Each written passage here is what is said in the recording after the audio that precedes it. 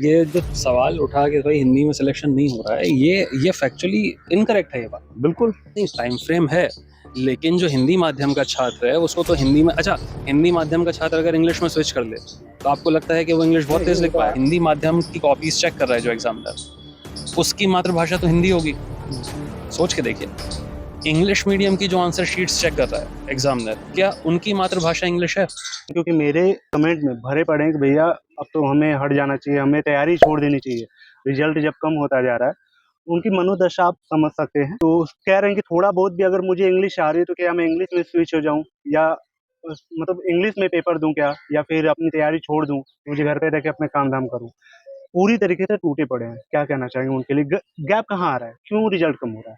Sir देखिए, इसमें सबसे बड़ी जो दो दो चीज को मैं आंसर करूंगा इसमें। एक तो पहली चीज जो गैप कहाँ आ रहा है, और दूसरा जो मैं इसमें सर को भी इंक्लूड करूंगा, जिसमें बात हो रही है कि इंग्लिश में स्विच करने की कोशिश कर रहे हैं स्टूडेंट्स।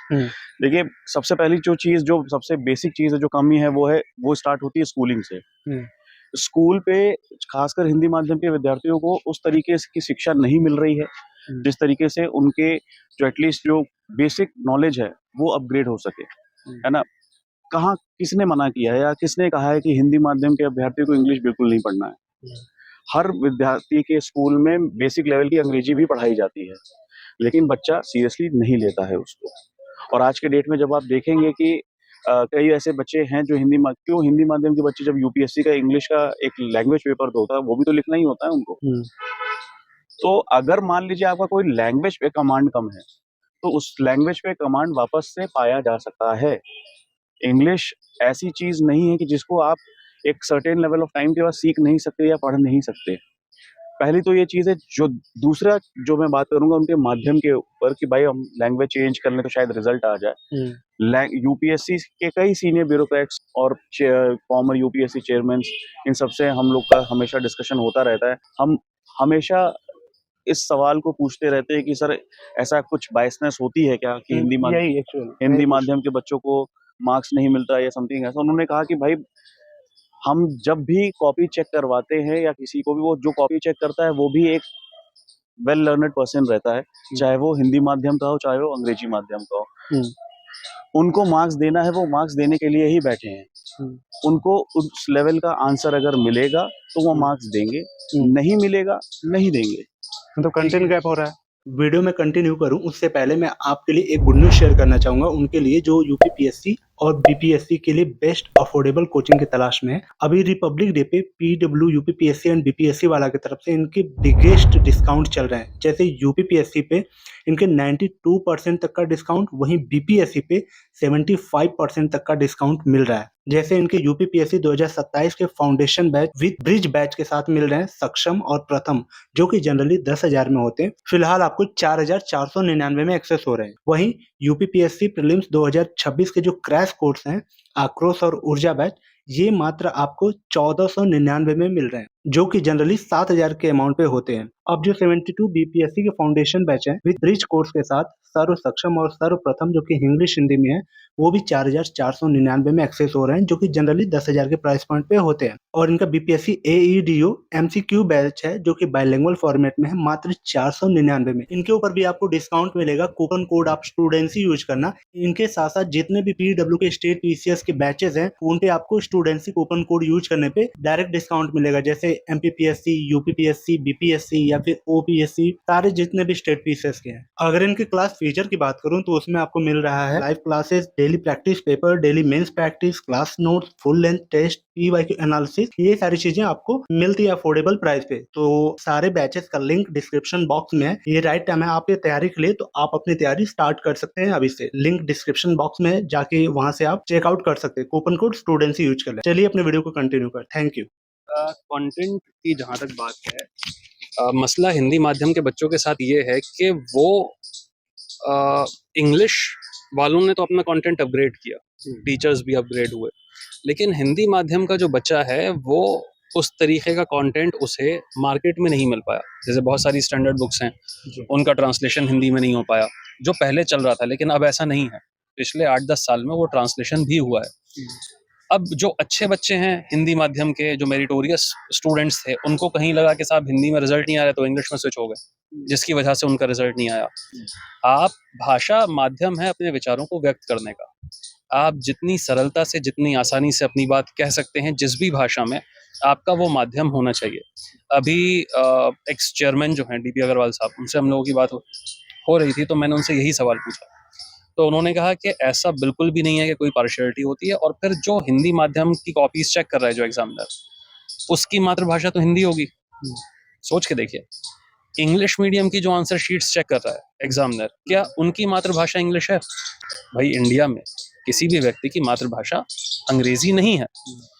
तो अगर इंग्लिश मीडियम का कैंडिडेट कोई आंसर लिख रहा है और उसका एग्जामिनर देख रहा है, तो वो उससे इमोशनली कनेक्टेड नहीं है।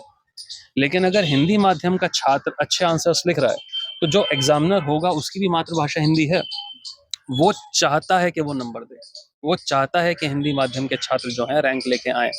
लेकिन अगर आप मेंटली अपने आप को पीछे समझ लेंगे तो रैंक लाना मुश्किल हो जाएगी। गेम बहुत ज़्यादा मेंटल है, तो किसी भी अभ्यर्थी को अपना माध्यम चेंज करने की ज़रूरत नहीं है। हिंदी माध्यम में भी अब बहुत अच्छी तैयारी हो रही है, सारे नोट्स अवेलेबल हैं, टेस्ट सीरीज अवेलेबल है। आपको सिर्फ कॉन्फिडेंस चाहिए और मेहनत चाहिए। बहुत से अभ्यर्थी हमने देखे हैं कि साहब वो एक ऐसे सेक्शन से आते हैं, इकोनॉमिकली वीकर सेक्शन से ज़्यादातर बच्चे आ रहे हैं, तो उसमें उनको लगता है कि साहब कोई अगर किसी के फादर की कोई पोस्ट है या कोई अमीर है तो पहले से उसकी एजुकेशन अच्छी है, साहब वो हमसे आगे है। यूपीएससी एक बहुत लेवल प्लेइंग फील्ड है, नो डाउट। कॉलेज से निकलने के बाद या जब आप कॉलेज में हैं तब भी आप वही जब जागो तब सवेरा। तो अगर आपको ऐसा लगता है कि मुझे यूपीएससी की तैयारी करनी है, तो वो सबके लिए बराबर है। आप सही चीज़ें पढ़िए और कोशिश करिए कि निरंतर अभ्यास के थ्रू आपका जो स्टैंडर्ड है, आपके जो मार्क्स हैं, वो धीरे धीरे बढ़ते जाएं। जैसे जैसे आपकी टेस्ट सीरीज में परफॉर्मेंस अच्छी होती जाएगी, आपकी सिलेक्शन की श्योरिटी जो है वो बढ़ती जाएगी। तो माध्यम यहाँ पे फर्क नहीं है, यहाँ पे तैयारी किस तरीके से हो रही है ये ज्यादा जरूरी है। ओके, आपने एक लाइन बोला कि वो देना चाहते हैं नंबर, लेकिन कंटेंट तो उनके पास उतना देखे तब तो वो नंबर देंगे।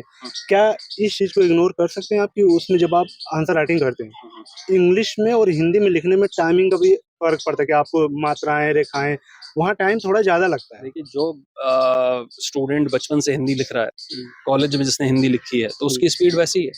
यहाँ टाइम फ्रेम भी तो है। नहीं, टाइम फ्रेम है, लेकिन जो हिंदी माध्यम का छात्र है उसको तो हिंदी में, अच्छा, हिंदी माध्यम का छात्र अगर इंग्लिश में स्विच कर ले तो आपको लगता है कि वो इंग्लिश बहुत तेज लिख पाएगा? आ ही नहीं रही उत्तर। आ ही नहीं रही है ना। तो भाई वो अगर आप ये सोच के चलेंगे कि हाँ मुझे आंसर लिखने में अगर टाइम ज्यादा भी लग रहा है, तो आप 5 से 10 सेकंड ज्यादा मान लीजिए, उससे मात्रा लगाने में या लाइन खींचने में बहुत ज्यादा समय, कितना समय लगेगा? तो पॉइंट ये है कि भाई उसी हिसाब से आपको अपना आर्टिकुलेशन करना है। यहाँ पे कंटेंट ज्यादा इंपॉर्टेंट है। इसमें लाइन भी लिखी होती है आंसर शीट में कि content is more important than words.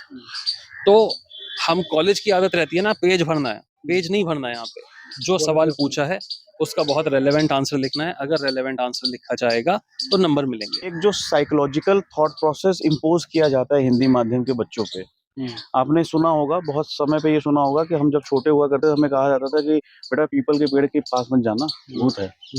Scientific reason है कि भाई रात में मना किया जाता था। साइंटिफिक रीजन है कि कार्बन डाइऑक्साइड बहुत निकलता है। लेकिन हम कितने लोग होंगे ये बात जब सुने होंगे उनके दिमाग में वो चीज याद आ गई होगी, हाँ यार बोला तो जाता था कि चुड़ैल रहती है। तो जो साइकोलॉजिकली इम्पोज किया जाता है ना कि हिंदी माध्यम का सिलेक्शन ही नहीं हो रहा है, हिंदी माध्यम के पास कंटेंट नहीं है, ऐसा कुछ नहीं है। हिंदी माध्यम के लोगों को जो ये साइकोलॉजिकली बार बार इम्पोज किया जा रहा है उससे बाहर आने की जरूरत है। भाई अगर मान लीजिए आप बैट्समैन हैं और आपको स्क्वायर कट मारने नहीं आ रहा है, तो आप स्क्वायर कट में ही बार बार प्रैक्टिस करेंगे ना, उस शॉट्स को खेलने के लिए बार बार प्रैक्टिस करेंगे, फिर उस पर आपको महारत हासिल होगी। तो अगर मान लीजिए आपको आपका टाइम फ्रेम में दिक्कत आ रही है कि हम हिंदी में आंसर लिख रहे हैं और आपको टाइम फ्रेम में दिक्कत आ रही है, तो उस चीज को आप बार बार प्रैक्टिस करो। जैसे कि किसी भी आप बच्चे से पूछिएगा कि जब वो पहली बार बाइक चलाना सीखता है तो उसको डर लगता है, लेकिन अब उसी बच्चे को 1-1.5 महीने बाद देखिएगा वही धूम मचा रहा होता है, मतलब स्पीड बहुत तेज लेके जा रहा होता है। क्यों? क्योंकि उसको कॉन्फिडेंस आ गया, उसको बैलेंसिंग करनी आ गई है, उसने उसमें चलाने में महारत हासिल कर ली। लेकिन जब भी कोई चीज शुरुआत करते हैं हम व्यक्ति, एज ए पर्सन, हम सब लोग भी जब भी किसी चीज की शुरुआत करते हैं, जब तक उसको बार बार प्रैक्टिस करके उस पे एक तरीके से कॉन्फिडेंस नहीं बिल्डअप कर लेते हैं, उसमें प्रैक्टिस करके उस चीज को परफेक्ट नहीं कर रहे होते हैं, तब तक हमें हमारी सेल्फ कॉन्फिडेंस में कमी रहती है। और मोस्टली स्टूडेंट्स की अगर हम बात करें, खासकर पढ़ाई और एग्जामिनेशन की बात करें, तो हमारे इंडिया में ये बहुत देखा गया है कि पढ़ाई को डर से जोड़ा गया है। पढ़ोगे नहीं तो कुछ नहीं कर पाओगे, सिलेक्ट सरकारी नौकरी नहीं मिलेगी तो शादी नहीं होगी, एग्जाम में मार्क्स नहीं आएगा तो कौन पूछेगा। इस तरीके से कैनोटेशन के साथ ही जोड़ा गया है पढ़ाई को। तो बहुत से बच्चे अगर मान लीजिए हिंदी में आंसर लिख रहा हूँ, टाइम फ्रेम पे कंप्लीट नहीं हो रहा है, तो वो डरते हैं सबसे पहले, क्योंकि पढ़ाई हमेशा डर से रिलेट करती है कि भाई सिलेक्शन नहीं हुआ तो जिंदगी खत्म हो जाएगी। इसमें जो है बात जो आप कह रहे हैं वो सही है। ये जो सवाल उठा के भाई हिंदी में सिलेक्शन नहीं हो रहा है, ये फैक्चुअली इनकरेक्ट है ये बात। बिल्कुल, जितने बच्चे जिस प्रोपोर्शन में मेंस लिख रहे हैं, उसी प्रोपोर्शन में हिंदी माध्यम के बच्चों का सिलेक्शन हो रहा है। अब अगर हिंदी माध्यम से आंसर लिखने वाला प्रोपोर्शन ही कम हो जाएगा, तो सिलेक्शन भी कम हो जाएगा। वो अगर बढ़ जाएगा तो वही चीज़ रिफ्लेक्ट हो जाएगी। तो बच्चे मेहनत करें प्री में भी, है ना। कुछ लोगों को सीसेट का थोड़ा सा फियर रहता है, भाई वो प्री क्वालिफाई करें, जितने ज़्यादा बच्चे मेंस लिखेंगे उसी रेशो में आपको रिजल्ट भी देखने को मिलेगा।